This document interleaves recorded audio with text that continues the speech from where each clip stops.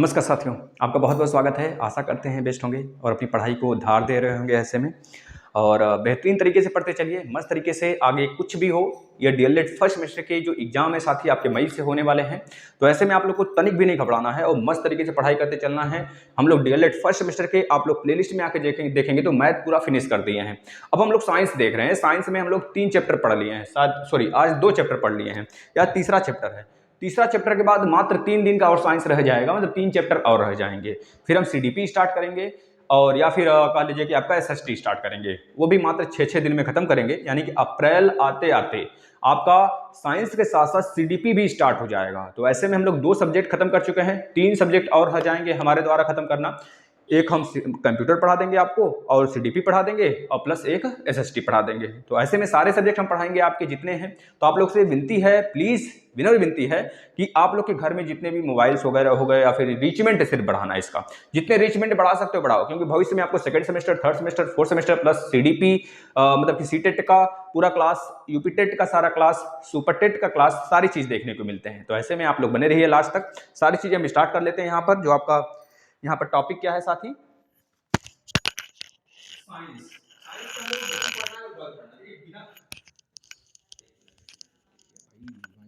Sorry, देखिए हमको science में क्या पढ़ना है, गति पढ़ना है और बल पढ़ना है। गति और बल दोनों मिलते जुलते सारी चीजें एक तरह से रिस्पेक्टिवली देखें तो मिलते हैं। गति, हवा गति करती है तो बल लगाती है ना। तो देखिए पहले गति पढ़ते हैं। गति का मतलब क्या, हवा का चलना भी गति एक है, आप चल रहे हो तब भी वो भी गति है, कोई मोशन कर रहे हो मोशन, गति मतलब मोशन। चाहे जिस प्रकार का फेनोमेनन आप करो, चाहे आप हाथ पैर को हिलाओ तो भी एक मोशन है। एक बच्चा भी हाथ पैर हिलाता है वो भी मोशन करता है, पेड़ पौधे भी अपना हाथ पैर हिलाते हैं तो वो भी मोशन कर रहे हैं, गति नहीं कर रहे हैं, मोशन कर रहे हैं। मोशन मतलब गति। गति का मतलब एक तरह से आप अपने स्थान को चेंज कर लो या फिर अपने रूप को चेंज करो, ये गति हो गया। कोई वस्तु मान लीजिए यह है, अगर इसको एक जगह हम रख दें, ये निर्जीव चीज है ना, तो इसमें गति नहीं है जब तक हम इसको एक्सटर्नल फोर्स नहीं देकर इसको एक जगह से दूसरी जगह नहीं रख देंगे। तो गति में भी 2 प्रकार से गति आप करा सकते हो, एक तो डिस्टेंस के अनुसार गति करा सकते हो और एक तो आप डिस्प्लेसमेंट के हिसाब से गति कर सकते हो। डिस्टेंस के हिसाब से जब गति करते हो, अगर मान लीजिए हमको एक तरह से ट्रायंगल हम बना दिए, एक हमको यहाँ पर ए है और यहाँ बी है, तो हमको बी से ए तक जाना है तो हम 2 माध्यम चूज करेंगे। एक तो एक हम ऐसे जाएं, पाथ फॉलो कर लें, ये वाला पाथ फॉलो कर लें यहाँ से सी, और डी वाला पाथ फॉलो कर लें, या फिर हम यह सीधा ई वाले से जाएं। जब ई वाले से जाते हैं तो इसे कहते हैं डिस्प्लेसमेंट, मतलब छोटी सी छोटी दूरी, किसी भी डिस्टेंस की छोटी सी छोटी दूरी वह डिस्प्लेसमेंट कहलाता है, यानी विस्थापन होता है। तो एक जगह से दूसरी जगह जाना विस्थापन कहलाता है। विस्थापन 0 हो सकता है कब, जब आप एक जगह से यहाँ पे जाओ फिर यहीं पे आ जाओ, तो विस्थापन तो 0 हो गया, क्योंकि आप जहां से गए वहीं पे हो। अभी गए आए, भले डिस्टेंस बढ़ गया, जाने आने का दोनों जोड़ेंगे तो डिस्टेंस होगा, यानी कि दूरी होगी, लेकिन आप वहां से गए फिर यहीं पे आ गए तो डिस्प्लेसमेंट यानी विस्थापन आपका 0 हो गया। भाई कोई वस्तु यहाँ उठाओ यहाँ रखो, यहाँ उठाओ यहाँ रखो, तो फिर से आप वहीं पे हो ना। भी भले आप यहाँ वहां किए हैं लेकिन डिस्टेंस बड़ा है, डिस्प्लेसमेंट नहीं। और डिस्टेंस देखेंगे तो पूरा का पूरा यह चीज, यानी समझ रहे हो ना। जैसे क्रिस है, क्रिस यह नहीं देखता है कि रास्ते में हमको अगर दिल्ली से बंबई जाना है तो रास्ते में किसका किसका घर पड़ेगा हमें नहीं पता, बस घर पे छलांग लगाता चला जाता है, उसको पता होता है डायरेक्शन सीधा ऐसे जाना है। समझ रहे हो। जैसे आजमगढ़ से बनारस, आजमगढ़ से बस्ती किधर है, उत्तर की तरफ है, लेकिन आजमगढ़ से बनारस दक्षिण की तरफ है। जितनी दूर यहाँ से बस्ती पड़ेगा उतनी दूर इधर से पड़ेगा हमारा बनारस पड़ेगा। तो इस तरह से आप देख पा रहे हो ना कि सारी चीजें एक तरह से अपनी लय में हैं। मतलब डिस्टेंस हमको पता है तब भी हम डिस्टेंस के अकॉर्डिंग दिशा नहीं फॉलो कर सकते, लेकिन डिस्प्लेसमेंट के अकॉर्डिंग हम दिशा बता सकते हैं। समझे कि नहीं, डिस्प्लेसमेंट दिशा बता सकता है लेकिन डिस्टेंस दिशा नहीं बता सकता है, इस बात को याद रखना। इस वजह से इसे कहते हैं डिस्प्लेसमेंट जो होता है इसे हम कहते हैं वेक्टर क्वांटिटी, यानी कि सदिश राशि, और जो यह होता है डिस्टेंस उसे कहते हैं स्केलर क्वांटिटी, यानी कि अदिश राशि। समझ में आएगी ना भाई। तो गति क्या होता है पता हो गया, कोई वस्तु स्थिर है तो पहचान लेंगे हाँ भाई स्थिर, इसमें गति नहीं हो रहा है। कोई वस्तु चल रहा है तो उसमें बता लेंगे भैया हाँ गति है इसमें। अब गति के भी प्रकार होते हैं, है ना। गति में 2 प्रकार हमने बताया, एक डिस्टेंस की दूरी के रूप में, एक विस्थापन के रूप में। अब गतियां बहुत प्रकार की होती है, उसको हम अगले चैप्टर में पढ़ेंगे अगर होगा तो, अन्यथा इस पर नहीं है तो नहीं पढ़ेंगे। अब गति क्या है आपने समझ गए। अब देखिए बल, बल की अवस्था क्या होती है, बल की अवधारणा। बल आपके ऊपर लग रहा है, कैसे आप पता कर पा रहे हो, नहीं ना, नहीं ना पता कर पा रहे हो, लेकिन हवाएं जो है हमारे ऊपर, हमारे शरीर के ऊपर बल बना के रखी हुई है। जैसे जैसे आप ऊंचाई पे जाओगे वैसे वैसे हवा का घनत्व जो है दूर दूर हो जाएगा। हवा दूर मतलब हवा की जो घनत्वता होती है जमीन पे तो कम होता है हवा, इसमें अगर सॉरी मतलब हवा जो डेंसिटी होती है हवा की घनत्व का, नीचे देखेंगे ठंडी हवाएं होती है, ठंडी हवाओं का घनत्व कैसा होगा, आपको सोचो ज़्यादा ना होगा भाई, गर्म हवा का डेंसिटी दूर दूर, आप जितनी ऊंचाई पे जाओगे डेंसिटी कम होता चला जाएगा, डेंसिटी कम होता चला जाएगा, यानी हवा दूर दूर दूर दूर होते चले जाएंगे। यहाँ पे सघनता है हवा का नीचे, अब ऊपर जाओगे दूर दूर, मतलब आपके ऊपर हवा का प्रेशर कम लगने लगेगा। इस वजह से लोग को जब वो जाते हैं पहाड़ों पर, तो वहाँ पर लोग देखते हैं गैस जो होता है वो बहुत जल्द खत्म हो जाता है, क्योंकि वहाँ पर क्वथनांक बढ़ जाता है। क्वथनांक बढ़, जो चीज़ आप 100 डिग्री पे नीचे उबालोगे अच्छे ढंग से वो 90 डिग्री पे ही उबल जाएगा, क्वथनांक बढ़ जाएगा वहाँ पे, और गैस मतलब कि आपका जो खाना रहेगा कच्चा रह जाएगा भाई, समझ रहे हो नहीं, क्योंकि वहाँ पे हवा का प्रेशर कम है।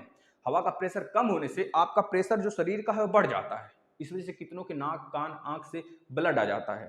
तो याद रखेंगे, जमीन पर दोनों पैरेलली, मतलब हमारे शरीर का जो होता है ब्लड प्रेशर होता है थोड़ा सा अधिक होता है हवा के प्रेशर से, इस वजह से कह लो कि नाक कान आंख से निकलता नहीं, दोनों का प्रेशर लगभग बराबर हो जाता है, लेकिन ऊपर जाएंगे तो बहुत अधिक हो जाता है। हवा का जो प्रेशर होता है कम होता है, लेकिन शरीर में जो ब्लड सर्कुलेटरी सारा सिस्टम है उसमें जो द्रव का प्रेशर है, द्रव रूप में जो ब्लड है उसका प्रेशर बढ़ जाता है, इस वजह से आपका ब्लड बाहर आ जाता है ना, समझ गए कि नहीं। तो ये होता है बल की अवधारणा। अब देखो बल का प्रभाव क्या है, बल के प्रभाव में जैसे हम आपको एक थप्पड़ यहाँ पे जड़े, ऐसे झड़ दिए थप्पड़, तो यहाँ पर आपको साटा पड़ेगा, निशान बन जाएगा, तो ये क्या है, एक तरह से बल का ही तो प्रभाव है। हवा चल रहा है, डब्बे को आप दबा दिए, तो ये भी एक बल का प्रभाव है भाई, पिचक गया डब्बा। आपने किसी को थप्पड़ मारा, किसी को धकेल दिए, गाड़ी को धकेल दिए, इंजन द्वारा गाड़ी चल रहा है, तो इंजन जो है गाड़ी को चला रहा है, जैसे कि स्टीयरिंग हो गया, आपने रोटेशन दिया तो गाड़ी स्टेट में चलने लगा, यानी रोटेटरी मोशन को आप किस में बदल दिए, रेखी मोशन में बदल दिए, लीनियर मोशन में बदल दिए, तो ये मोशन का प्रकार हो जाता है, rotatory motion, linear motion, circulatory motion, है ना, ये मोशन के प्रकार होते हैं। मोशन कई प्रकार के होते हैं, लेकिन आपको मोशन के प्रकार नहीं पढ़ने, यहाँ पे सिर्फ मोशन यानी गति पढ़ने हैं आपको, गति क्या होता है। स्थिर वस्तु को हम गति कहेंगे क्या, नहीं ना, कोई निर्जीव वस्तु है तो इसमें गति होगा, नहीं होगा जब तक हम इसमें एक्सटर्नल फोर्स नहीं देंगे, बाहर से कोई दबाव नहीं देंगे। भाई साइकिल तभी चलेगा ना जब पैडल मारेंगे, ब्रेक मारेंगे तो रुकेगा, पैडल मारेंगे तो चलेगा। ये गति के 3 नियम दिए थे हमारे न्यूटन बाबा ने। न्यूटन बाबा ने 3 गति का नियम दिया था, फर्स्ट सेकंड थर्ड। फर्स्ट में उन्होंने बताया था भाई जब किसी भी वस्तु को हम एक्सटर्नल फोर्स देकर चला सकते हैं, मतलब रुकी हुई वस्तु को एक्सटर्नल फोर्स देकर चला सकते हैं और चलती हुई वस्तु को एक्सटर्नल फोर्स देकर रोक सकते हैं, उसमें उन्होंने फार्मूला बताया था V = U + AT का। और जो द्वितीय नियम था उसमें हम लोग कह दीजिए कि उसमें आपका जो मोमेंटम था उसका नियम था, यानी F = m में था, यह बताया था।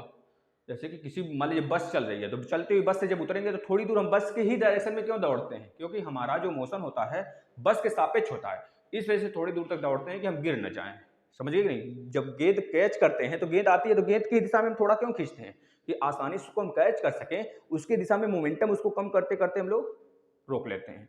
तो यह होता है सेकंड नियम। और जो थर्ड नियम होता है क्रिया प्रतिक्रिया का नियम होता है ना, फॉरवर्ड और रिवर्स का नियम होता है। जैसे आप नाव चला रहे हो तो नाव में जो खेने वाला होता है पलड़ा, उसको जितने तेजी से खेओगे उतनी तेजी से आगे जाओगे। घोड़ा जितनी तेजी से अपना पैर ऐसे ऐसे करेगा उतनी तेजी से आगे जाएगा। तो यह होता है हमारा थर्ड नियम, ठीक है, मोशन का थर्ड नियम। तो थर्ड नियम में हम फॉर्मूला यूज करते थे भैया कौन सा, यस बराबर ut plus half A T square, तो सेकंड वाला हो गया, और एक होता है v स्क्वायर बराबर u square minus A T plus A T, एक यह हो गया है ना। यह तीनों फार्मूले होते हैं, तीनों आप देख लो, ठीक है भाई, ये तीनों फार्मूले होते हैं। अब देखना है बल के प्रभाव। बल के प्रभाव से आप देख लिए डब्बा पचक गया, आदमी का फेस लाल हो गया, भाई आप खुद ही सोचो, एक थप्पड़ जड़ दिया जाए कस के तो फेस तो लाल ही हो जाएगा भाई, नहीं तो यह बल का ही तो प्रभाव है।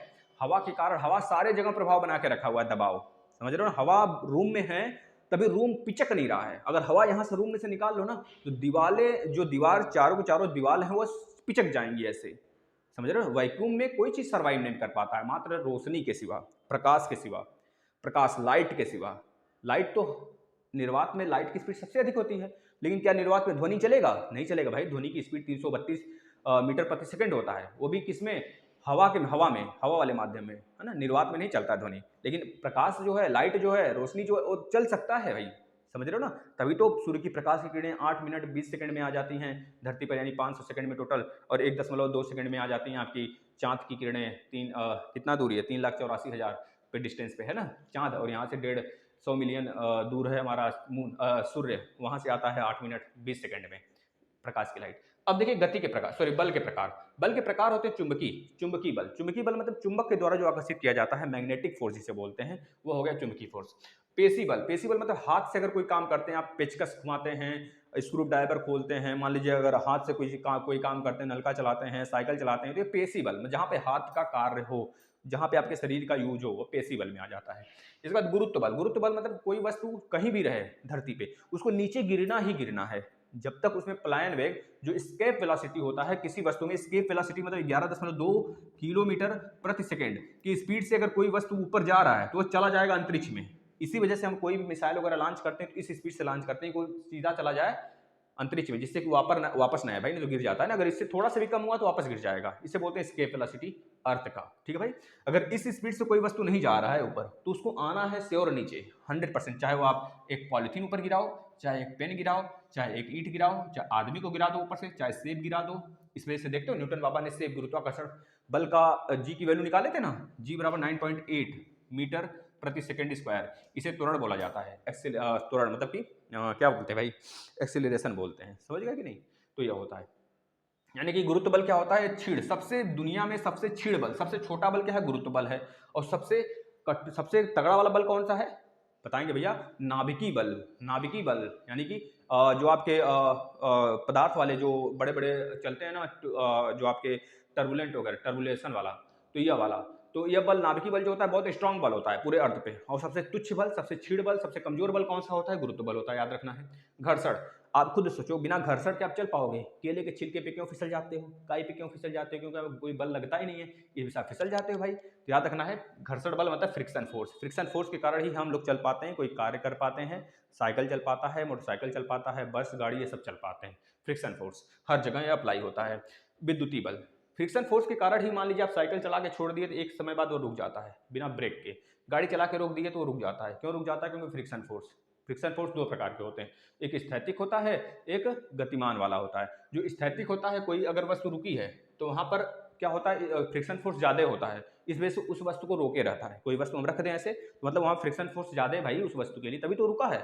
अब गति वाला फोर्स क्या होगा, उसमें हम फ्रिक्शन फोर्स के ग्रिप्स को तोड़ देते हैं। देखते हैं ना चप्पल के नीचे जो आपका टायर हो गया, टायर ट्यूब हो गया गाड़ी का, उसके नीचे ग्रिप्स बने होते हैं। क्यों, क्योंकि वो आसानी से फ्रिक्शन को करते हुए आगे बढ़े, फिसलन उसमें ना हो, फ्रिक्शन करेगा तभी ज्यादा तेजी से आगे बढ़ेगा। इस चीज को याद रखना है।